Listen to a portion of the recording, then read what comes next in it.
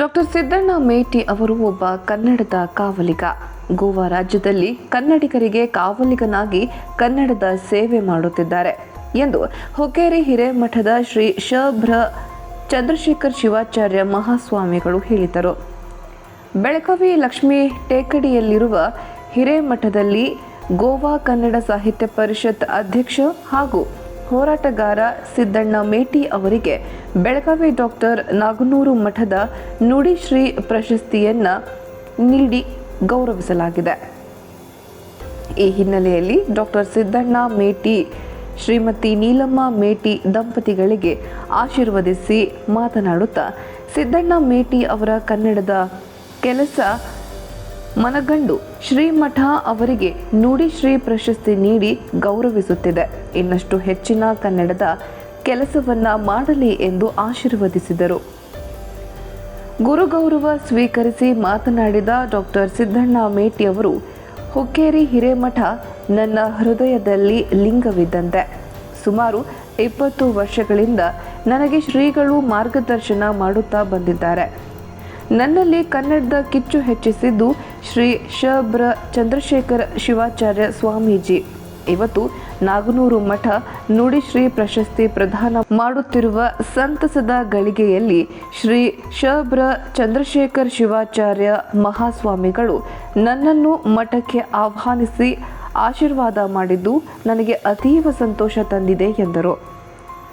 ಕರ್ನಾಟಕ ರಕ್ಷಣಾ ವೇದಿಕೆ ಬೆಳಗಾವಿ ಜಿಲ್ಲಾಧ್ಯಕ್ಷ ದೀಪಕ್ ಗುಡುಗನಟ್ಟಿ ಅವರು ಮಾತನಾಡುತ್ತಾ, ಕನ್ನಡದ ಮಠವೆಂದರೆ ಅದು ಹುಕ್ಕೇರಿ ಹಿರೇಮಠ. ಪ್ರತಿಯೊಬ್ಬ ಕನ್ನಡದ ಹೋರಾಟಗಾರರನ್ನು ಕರೆದು ಮಾರ್ಗದರ್ಶನವನ್ನು ಶ್ರೀಗಳು ಮಾಡುತ್ತಾ ಬಂದಿದ್ದಾರೆ. ಇವತ್ತು ಡಾಕ್ಟರ್ ಸಿದ್ದಣ್ಣ ಮೇಟಿ ಅವರು ಗೋವಾದಲ್ಲಿ ಕನ್ನಡದ ಸೇವೆ ಮಾಡಿರುವ ಹಿನ್ನೆಲೆಯಲ್ಲಿ ನಾಗನೂರು ಮಠ ನುಡಿಶ್ರೀ ಪ್ರಶಸ್ತಿ ಪ್ರದಾನ ಮಾಡುತ್ತಿರುವುದು ಖುಷಿ ವಿಚಾರ ಎಂದರು.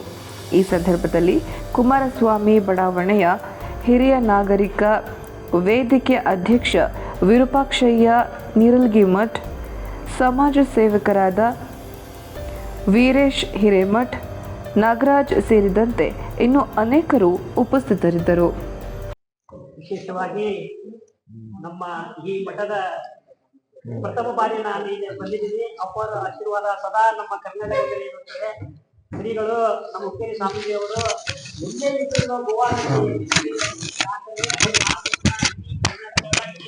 ಕೂಡ ಇರ್ತದೆ.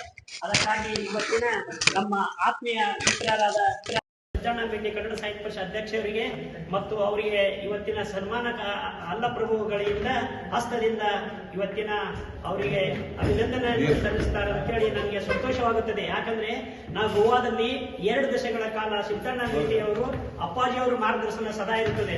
ಅಪ್ಪಾಜಿಯವರು ನಮ್ಮ ಶ್ರೀಗಳು ಯಾವಾಗಲೂ ಗೋವಾ ಕನ್ನಡದ ಮೇಲೆ ಅಪಾರ ಪ್ರೀತಿ.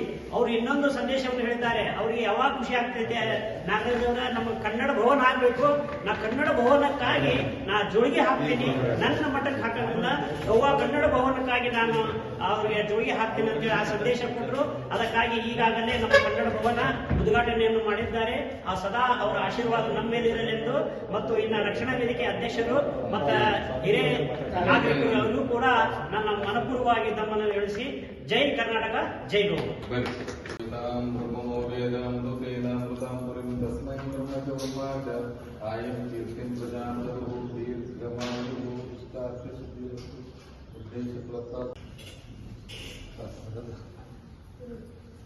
ಕರೆಕ್ಟ್ ಆಯ್ತು, ನೀವು ಉಲ್ಟಾ ಕರೆಕ್ಟ್ ಆಗುತ್ತೆ.